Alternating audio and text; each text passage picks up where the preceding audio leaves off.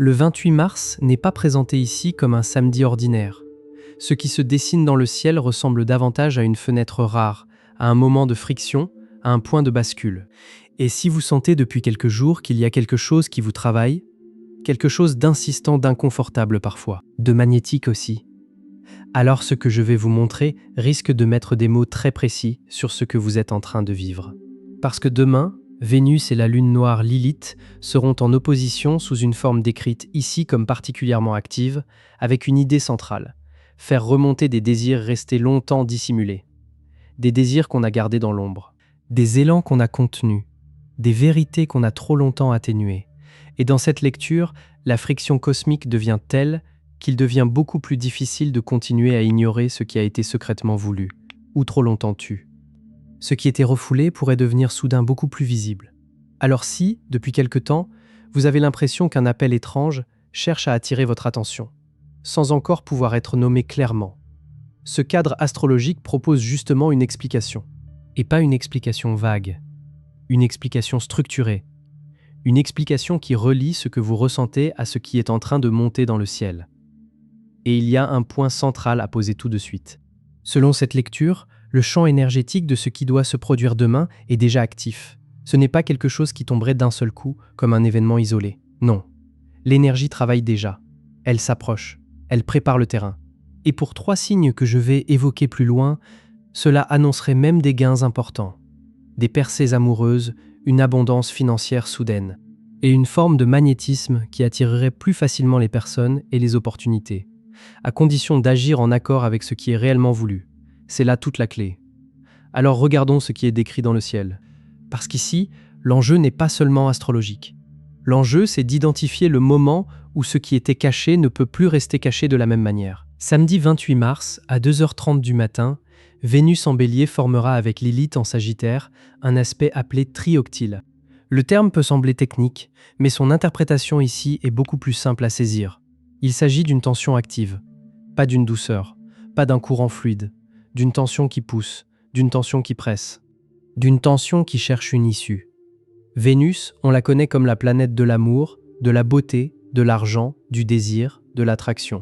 Elle représente aussi ce qui nous rend magnétiques, ce qui attire à nous des personnes, des réponses, des opportunités. Et en ce moment, Vénus est en Bélier, c'est-à-dire dans une énergie d'impulsion, d'initiative, d'affirmation directe. On n'est pas dans quelque chose de passif, on n'est pas dans l'attente. On est dans un climat qui pousse à aller vers ce qui est désiré, à le nommer, à le prendre, à le réclamer. Lilith, de son côté, représente autre chose. La part de soi qui refuse d'être soumise, le désir interdit, la vérité qu'on a longtemps tue, la version de soi que l'on a gardée à distance parce qu'elle paraissait trop intense, trop libre, trop dérangeante, trop difficile à assumer pleinement. Lilith ne parle pas de confort. Elle parle de vérité brute. Elle parle de ce qui a été exilé à l'intérieur de soi. Et quand ces deux énergies se rencontrent dans un trioctile, l'effet attendu n'est pas l'harmonie, c'est la friction. Quelque chose cède, quelque chose craque. Ce qui a été refoulé remonte, ce qui a été nié réclame d'être reconnu, ce n'est justement pas un aspect fluide et c'est ce qui lui donne sa portée. Parce qu'ici, la tension n'est pas un problème. Elle est le moteur de la percée. Un détail mérite d'être souligné parce qu'il donne sa densité à tout le reste. Vénus et Lilith ne se rencontrent pas ici sous un angle apaisé. Elles forment un angle de 135 degrés. Et dans cette lecture, cet angle correspond à une tension productive, nécessaire, potentiellement transformatrice. L'image proposée est très forte. Un désir secret a été porté si longtemps qu'il est devenu une pression constante. Et le trioctile, demain, agirait comme le moment où cette pression ne peut plus rester enfermée. Comme si le temps de la retenue arrivait à sa limite. Autrement dit, la friction devient la force qui pousse enfin vers l'action. Le désir caché devient trop présent pour continuer à être ignoré. Et c'est exactement là que quelque chose peut basculer. Alors, est-ce que cela signifie qu'une vie entière change du jour au lendemain avec certitude? Non. Rien ici ne permet une promesse absolue. Mais ce qui est avancé, c'est autre chose, et c'est déjà immense. Si beaucoup ressentent en ce moment un appel agité, magnétique, difficile à nommer, ce ressenti est présenté comme profondément cohérent avec l'aspect qui se construit. Et pour comprendre pourquoi cela touche autant, il faut maintenant regarder ce qui se passe aujourd'hui. parce qu'avant d'en arriver à demain, quelque chose prépare le terrain. Aujourd'hui, le 26 mars, Vénus est conjointe à Chiron en Bélier. Et dans cette lecture, c'est la clé qui ouvre tout le reste. Chiron, on l'appelle souvent le guérisseur blessé. Il parle des blessures profondes. Des blessures liées à l'estime de soi, au droit d'exister, à la peur du rejet, au sentiment de ne pas être assez ou de devoir se diminuer pour rester acceptable.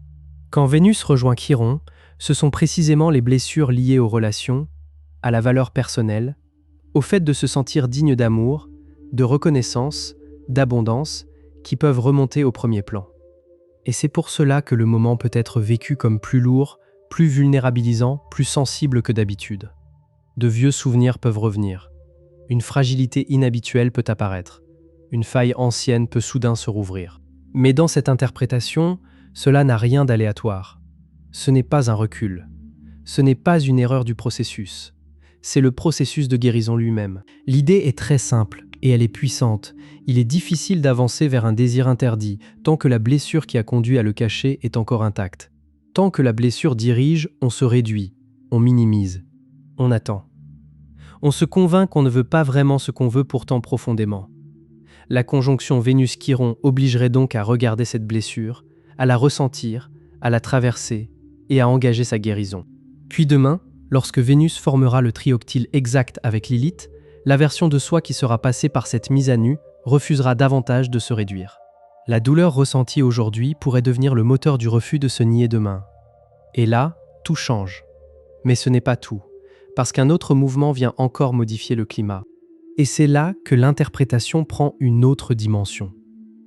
Demain matin, quelques heures seulement après l'aspect exact entre Vénus et Lilith, la Lune entrera en Lion. La Lune gouverne l'état émotionnel, les réactions immédiates, les instincts profonds, ce qui nous traverse avant même que nous ayons eu le temps de le filtrer. En entrant en Lion, signe du courage, de la visibilité, de l'expression affirmée de soi, elle apporterait précisément l'élément qui manquait pour passer de la conscience à l'action, le courage d'être vu. Et ça, c'est essentiel, parce que ressentir un désir ne suffit pas. Le reconnaître intérieurement ne suffit pas non plus. Toute la symbolique de Lilith renvoie à l'exil, à la mise à l'écart, à la honte parfois, ou à la peur de ce qui arrivera si ce désir est assumé ouvertement. Même lorsque la vérité est claire en soi, il reste souvent cette question silencieuse. Qu'est-ce que je risque si je ne me cache plus ? La Lune en Lion vient alors poser une question implicite, mais redoutablement puissante. Qu'est-ce que vous feriez si la peur du ridicule, du rejet ou de la honte ne dictait plus vos choix ? Et dans le contexte de la friction entre Vénus et Lilith, cette question devient centrale. Parce que le 28 mars n'est pas présenté seulement comme un jour d'insight intérieur. Il est présenté comme un moment tourné vers l'action visible. Des déclarations, des gestes affirmés, des décisions assumées, des actes qui montrent qu'on ne veut plus se trahir de la même manière. Et il faut maintenant préciser une chose essentielle. Le désir interdit n'est pas forcément ce qu'il semble être. Il ne s'agit pas nécessairement, ou pas seulement, d'une attirance amoureuse taboue. Cela peut être le cas, bien sûr, pour certaines personnes. Mais dans ce script, le désir interdit est défini de manière beaucoup plus large.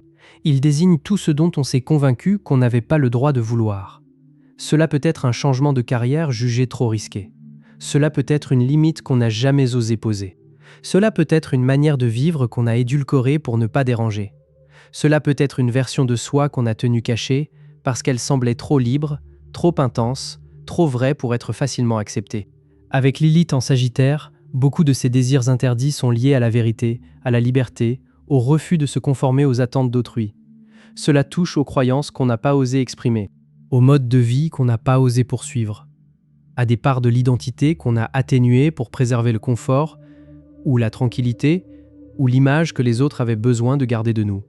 Et face à cela, Vénus en Bélier apporte une dynamique beaucoup plus directe, vouloir clairement, puis agir en conséquence.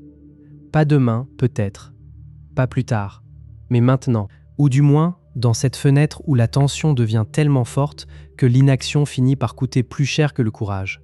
Quand ces deux dynamiques se rencontrent, l'idée avancée est qu'un point de rupture peut être atteint. Ce qui a été nié devient plus difficile à vivre sans reconnaissance. Le désir refoulé finit par peser davantage que la peur du jugement. Et si vous sentez déjà cette pression monter, si quelque chose vous paraît sur le point de changer, Alors c'est exactement ce mécanisme que ce script décrit. La raison de cet appel ressenti ces derniers jours se situe là. Parce que les aspects planétaires ne surgissent pas d'un seul coup. Ils se préparent, ils montent, ils s'approchent. Et l'énergie du trioctyle entre Vénus et Lilith est présentée comme s'étant renforcée depuis plusieurs jours déjà. Donc si une agitation est déjà présente, si quelqu'un ou quelque chose revient dans votre esprit alors que vous pensiez l'avoir dépassé, si une impulsion d'agir persiste sans avoir encore trouvé sa forme claire, cette montée serait ici, reliée à cet aspect en construction. L'image est celle d'un signal d'abord discret, puis de plus en plus net, d'une traction légère, qui devient demain une poussée plus difficile à ignorer. Chez certains, cela pourrait passer par des rêves plus vifs. Chez d'autres, par des synchronicités, des chiffres répétés, des rencontres inattendues ou cette étrange impression d'entendre le même message à plusieurs endroits. Et chez d'autres encore, par une attirance très forte vers quelque chose ou quelqu'un qui paraît peu logique, mais émotionnellement évident. Dans cette lecture, tout cela participerait de la montée de l'énergie Vénus-Lilith. La friction se construit. La vérité intérieure cherche à se dire. Et si elle ne trouve pas d'espace maintenant, elle risque de s'imposer plus frontalement ensuite. Parlons maintenant des 3 signes les plus favorisés demain. Les 3 signes désignés comme les mieux placés pour connaître des gains importants sont le Bélier, le Lion et le Sagittaire. Les signes de feu. Et les gains évoqués concernent des percées amoureuses, des opportunités financières soudaines et un magnétisme particulièrement fort. Pour le Bélier, ce transit se produit directement dans son signe. Vénus et Chiron s'y trouvent tous deux en ce moment, activant la première maison, celle du soi, de l'identité, de la manière d'entrer dans le monde et d'être perçu. L'enjeu est donc très personnel, très incarné, très immédiat. Depuis des années, la présence de Chiron en Bélier a pu faire remonter des blessures liées au droit d'exister pleinement, de prendre sa place, d'être confiant sans avoir à s'en excuser. Et demain, dans cette lecture, quelque chose peut se retourner. La douleur ne disparaît pas par magie, mais elle change de fonction. Elle pourrait se convertir en force. La conjonction Vénus-Chiron d'aujourd'hui est présentée comme une guérison des blessures anciennes. Le rejet, le sentiment d'être en trop, le doute sur sa propre valeur. Puis demain, lorsque Vénus formera son trioctyle avec Lilith, la version de soi qui a traversé ce travail n'acceptera plus de diminuer sa lumière. Et c'est là que le Bélier peut devenir particulièrement magnétique, plus affirmé, plus visible, plus aligné avec ce qu'il veut vraiment. Les autres pourraient être attirés plus spontanément, des opportunités pourraient émerger. Et surtout, le doute intérieur pourrait perdre de son emprise. Le désir devient plus clair. L'élan pour aller vers lui devient plus net. Le désir interdit du Bélier est présenté ici comme la possibilité de retrouver son indépendance sans renoncer à l'amour ni à l'abondance. Le gain passerait par l'abandon du besoin d'approbation et par une affirmation de soi beaucoup plus entière. Et c'est précisément dans ce mouvement que la récompense serait attendue. Pour le Lion, l'entrée de la Lune dans son signe demain n'est absolument pas secondaire. Alors que le Bélier et le Sagittaire vivent fortement la friction entre Vénus et Lilith, le Lion reçoit en plus un soutien émotionnel lié à la visibilité, à l'expression et au courage d'être pleinement vu. Avec Lilith dans la 5e maison, celle de l'amour, de la créativité, de la joie, du plaisir et de l'expression de soi, il peut exister un appel intense vers quelque chose ou quelqu'un perçu comme risqué, délicat, difficile à assumer.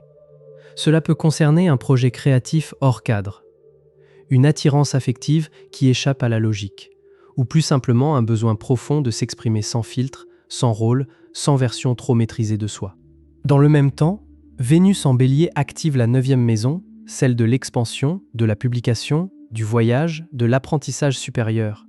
Il existe donc une tension entre, d'un côté, le désir d'être vu et reconnu dans une vérité plus brute, et de l'autre, la nécessité d'agir avec audace pour se montrer sur une scène plus large. Demain, avec la Lune en Lion, le courage émotionnel nécessaire pour franchir cet écart serait renforcé. L'attente d'une permission extérieure perdrait de sa force. La question de savoir si les autres comprendront cesserait d'être le centre du problème. Pour le Lion, le désir caché qui pourrait se réaliser touche au fait d'être vu, aimé et célébré pour ce qu'il est réellement. Pas pour une version performative, pas pour une image contrôlée, mais pour une version plus vraie, plus passionnée, plus créative. Et dans cette perspective, l'assumer ouvrirait la voie à la reconnaissance et à l'abondance attendue, que cela prenne la forme d'une avancée amoureuse, d'une opportunité créative ou d'un regain très net de vitalité. Pour le Sagittaire, la lune noire Lilith se trouve dans son signe depuis des mois. Toute cette période est décrite ici comme un travail profond, exigeant parfois isolant, autour des endroits où sa vérité a été compromise, là où il s'est réduit pour entrer dans le cadre de quelqu'un d'autre, là où il a caché sa part la plus libre pour préserver la paix ou éviter la friction. Lilith, dans la première maison, oblige le Sagittaire à regarder les parties de lui-même que l'environnement a pu chercher à écarter, des croyances jugées trop radicales, des choix de vie qui ne correspondent pas au scénario attendu, une franchise directe qui dérange une souveraineté difficile à encadrer. Cette phase est présentée comme exigeante justement parce qu'elle confronte le Sagittaire à la question la plus profonde de toutes. Combien de vérité est-il encore prêt à sacrifier pour rester acceptable ? Demain, Vénus enverrait une énergie de feu depuis la 5e maison, celle de la joie, de l'amour et du risque créatif. Le trioctyle créerait alors une tension très claire. Le travail sur l'ombre a été fait, l'exil intérieur a été affronté, et vient maintenant le moment de réclamer ce qui est réellement voulu. Pour le Sagittaire, gagner gros demain signifie surtout se libérer plus complètement des attentes extérieures. Le désir interdit est ici lié au fait de vivre selon ses propres termes, que cela concerne la manière de gagner sa vie, de construire ses relations ou de choisir l'endroit où vivre. Dans cette perspective, cesser de jouer la sécurité, arrêter d'adoucir sa vérité pour la rendre plus acceptable, rendrait l'énergie plus claire, donc plus magnétique. Les personnes, les opportunités, les expériences véritablement alignées seraient alors plus susceptibles d'apparaître. Et si le Sagittaire agit demain selon son impulsion la plus honnête et la plus audacieuse, celle qui lui fait peur parce qu'elle implique une pleine souveraineté, alors l'abondance, la chance et des liens plus profonds pourraient, selon cette lecture, venir à sa rencontre. Et même si vous n'êtes pas Bélier, Lion ou Sagittaire, ce transit est présenté comme ayant un effet collectif. La friction entre Vénus et Lilith active d'autres zones du thème pour chacun, fait remonter d'autres désirs interdits, et la lune en Lion apporte malgré tout une part supplémentaire de courage. Mais pour les 3 signes de feu, la configuration du ciel est décrite ici comme particulièrement favorable. Les planètes se trouvent dans leur élément. Les aspects activent des maisons importantes. Et le 28 mars est présenté comme un jour particulièrement fort pour eux. Alors, que faire concrètement demain ? Le conseil proposé est direct. Prêtez attention aux impulsions, aux pensées récurrentes, aux personnes vers lesquelles l'attraction se renforce, aux idées qui ne quittent pas l'esprit. Et surtout, ne pas les écarter trop vite sous prétexte qu'elles sembleraient irrationnelles. Parce que dans cette logique, ces impulsions viennent précisément de la part de soi qui sait déjà ce qui manque, ce qui appelle, ce qui n'a plus envie d'être différé. S'il faut avoir une conversation difficile, il est suggéré de l'avoir. S'il faut faire un geste plus affirmé dans la carrière, il est suggéré de le faire. Si une décision longtemps évitée devient soudain claire, il est suggéré de lui faire confiance. Le trioctyle entre Vénus et Lilith n'est pas présenté comme un aspect qui favorise l'hésitation. Il favoriserait plutôt l'action, en particulier lorsqu'elle est courageuse, honnête et alignée avec le désir réel. Et un autre point est mis en avant. La lune ne reste en Lion que quelques jours et cet aspect exact ne se produit qu'une seule fois. Attendre, repousser, laisser la peur occuper tout l'espace pourrait donc revenir à manquer une fenêtre décrite comme particulièrement active. Mais il faut être très clair. Il ne s'agit pas ici d'encourager l'imprudence. Il s'agit d'encourager le courage. Ce n'est pas la même chose. Et c'est peut-être cela, au fond, le cœur de toute cette lecture. Le 28 mars est présenté comme l'un de ces jours rares où la frontière entre ce que l'on veut et ce que l'on a devient plus fine, où la friction du ciel reflète une friction intérieure suffisamment forte pour provoquer une percée. Pour certains, cela pourrait prendre la forme d'une déclaration amoureuse soudaine. Pour d'autres, celle d'un geste audacieux dans la carrière. Pour d'autres encore, celle d'une limite enfin posée après avoir été trop longtemps différée. Et pour d'autres, ce pourrait être un moment d'acceptation de soi beaucoup plus radical, où l'on cesse de se cacher pour commencer à vivre autrement. Quelle qu'en soit la forme, ce script ne présente pas cela comme quelque chose d'aléatoire. Le message formulé est clair. Le moment serait venu d'agir. Non pas parce que la peur a disparu, non pas parce que tout est garanti, mais parce qu'à un certain stade, continuer à se nier coûte plus cher que d'avancer. Et s'il reste de l'hésitation, s'il reste de la peur, cela n'est pas présenté comme un problème en soi. La peur peut être là sans devenir le dernier mot. Parce que ceux qui, selon cette vision, gagnent le plus de mains, ne sont pas forcément ceux qui n'ont pas peur. Ce sont ceux qui agissent malgré elles. Alors si cette analyse vous parle, si vous sentez déjà que quelque chose s'active, que quelque chose vous appelle, que quelque chose ne peut plus être remis au silence de la même manière, observez bien cette journée. Écoutez ce qui revient. Écoutez ce qui insiste. Écoutez ce que vous avez trop longtemps repoussé. Parce que ce que vous appelez peut-être confusion est peut-être déjà une vérité en train de se rapprocher de vous. Merci d'avoir suivi cette analyse jusqu'au bout. Si ce contenu vous parle et que vous souhaitez en voir d'autres du même type, vous pouvez vous abonner à la chaîne. Et vous pouvez aussi laisser un commentaire pour dire ce que cette journée a déclenché chez vous. Si cet appel est déjà perceptible, quel est ce désir resté caché et ce que vous sentez prêt à en faire maintenant. Tous les commentaires sont lus. Et au fond, c'est aussi cela que raconte ce passage.